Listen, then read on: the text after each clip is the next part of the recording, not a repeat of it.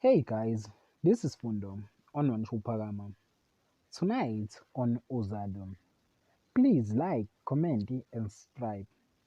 Kapsile is on a date with Mtambisi and she promised Mtambisi that he will make a big decision on her life because he failed Mtambisi and she can't she can't live without Mtambisi.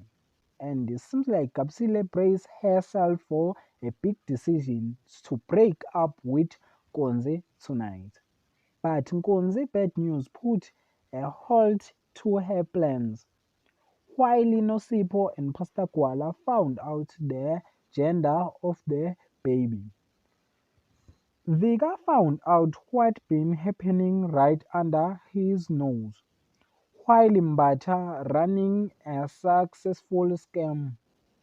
And it seems like his church is doing well to raise the money of buying a new building that will be a new church for Mbata. That's for tonight. Thanks for watching. Don't forget to like and comment and subscribe. Therefore, thanks.